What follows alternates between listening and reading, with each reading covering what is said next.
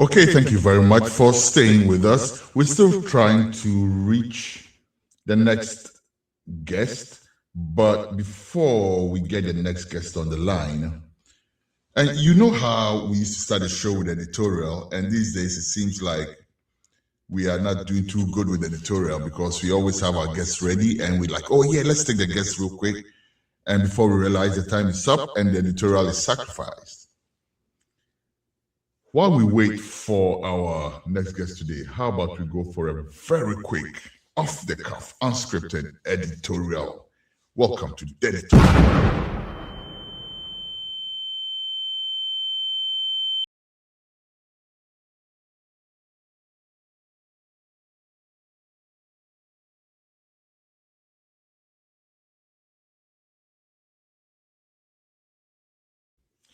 Okay, my name is Kwesi Eson Bako, and you are welcome to the editorial. For today's consideration, the New Patriotic Party's primaries, a victory, but to what end? As I said to my respected senior, I should call him that, Nana Obi-Bwahin, a short while ago on this interview, on this channel a short while ago, the NPP has chalked a success, and I was very quick to congratulate the NPP. Many are those who thought that this was going to be a turbulent primary. There were going to be reports of, Bicho Bisekai and all this and that kind of thing.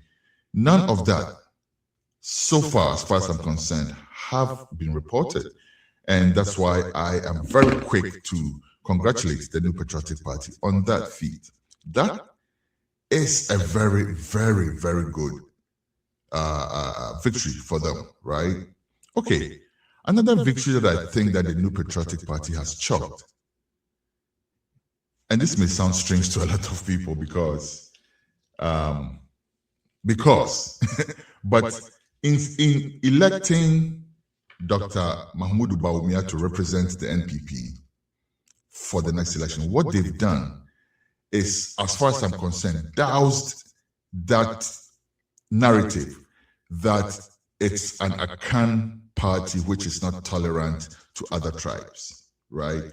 Now, when Dr. Mohamudu Bawumia was chosen as a flag bearer the first time, people like myself thought, okay, the establishment at work, obviously Nana Akufo-Addo wants his deputy to succeed him, so they're putting everything there is to back him. That may still be the case to a certain degree, because even though they are not in power, there's still a certain party machinery in place, which is still functional. And I think that that party machinery is slightly, tilted towards Dr. Bawumia.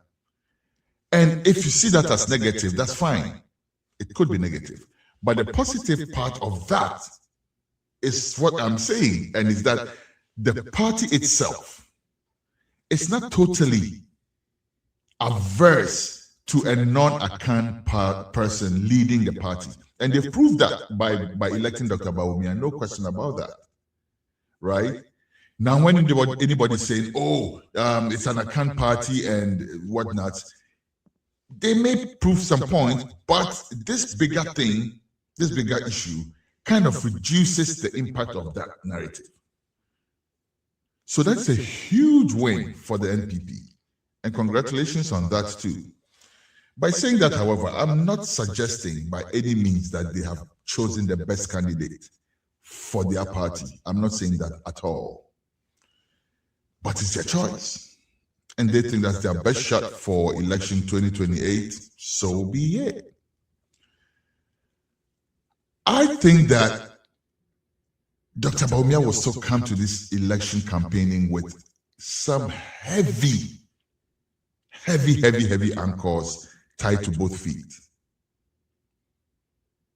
We all know the symbol of the anchor, right? It weighs you down and slows you down and it keeps you stable. Doesn't allow you to move.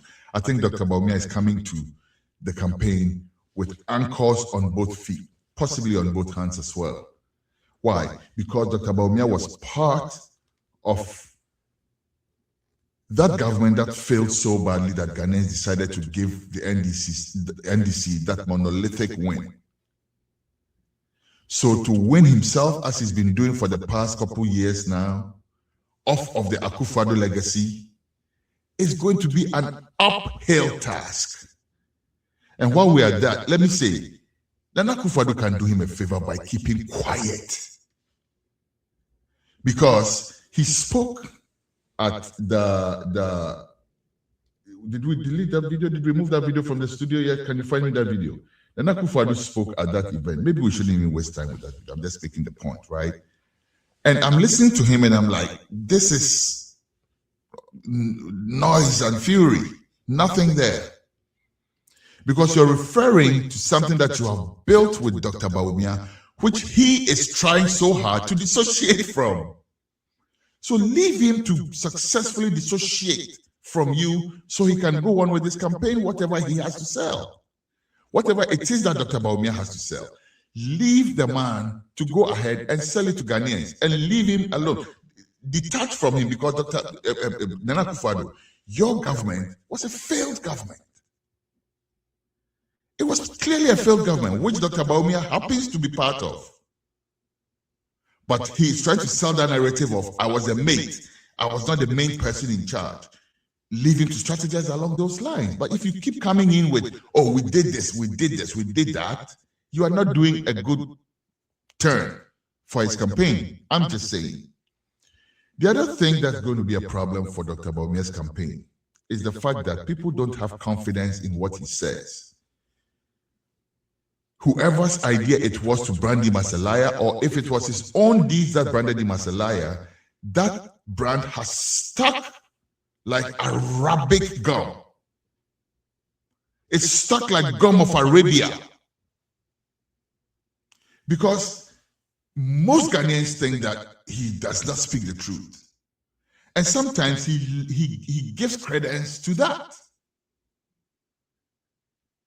He will say, oh, our biggest flagship project is the Pualugu Dam. Where is the Pualugu Dam? The other day, I saw a member of his team daring a member of the NDC to tell one lie that Dr. Bawumia has told. Are you serious? Where is the Pualugu Dam? He'll say things like, we've built more airports than any government. Where are the airports? So whoever his handlers are,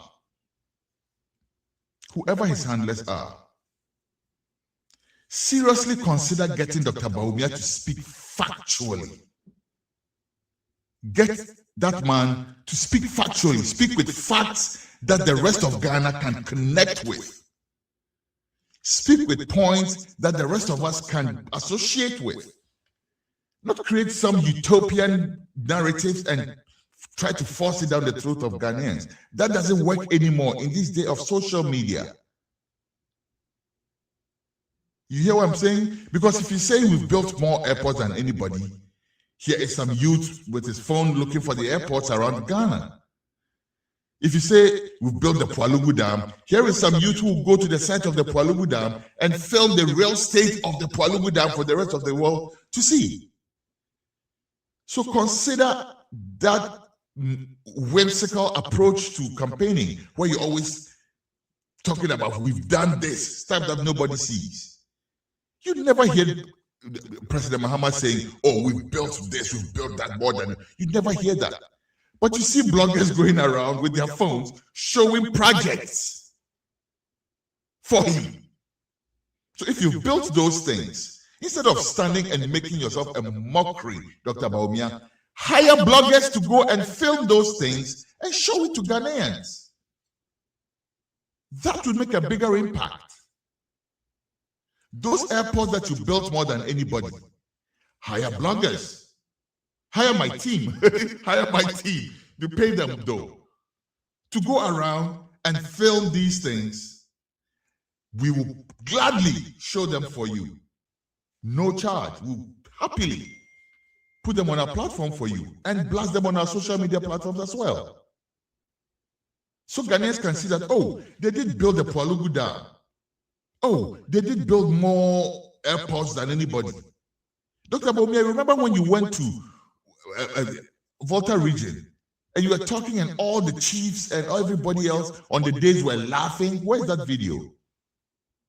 Everybody was laughing. So that's what I'm saying. You are coming to this election with these two heavy issues. Number one, your association to the failed Akufo-Addo government. Number two, your liar tag, Dr. Bawumia. These are two things that whoever is handling Dr. Bawumia should work on heavily before you even present him to the rest of Ghana. Number three, 2020 elections is NDC's elections to lose. It's as simple as that. The 2028 election is NDC's election to lose. They decide if they want to lose that election. If the NDC keeps going on this tangent, it's going to be very hard, Dr. Bawumia, to sell any type of message to Ghanaians.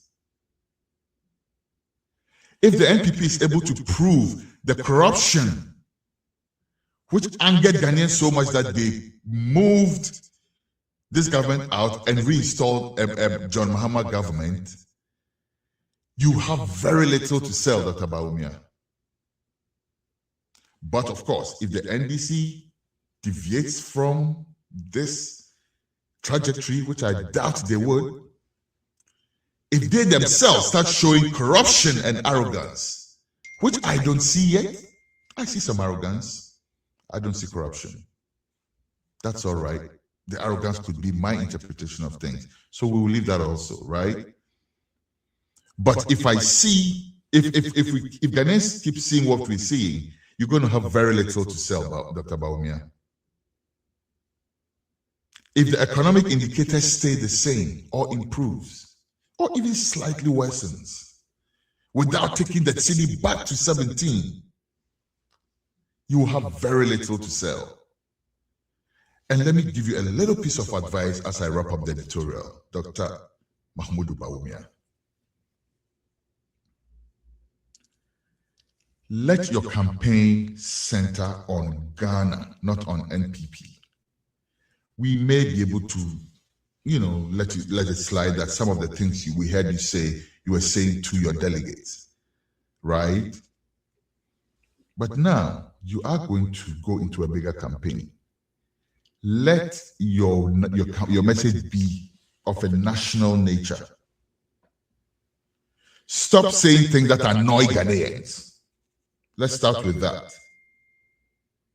If you say things like, we have built more airports than anybody, which is not true, what I hear you saying is talking to your foot soldiers, talking to your party.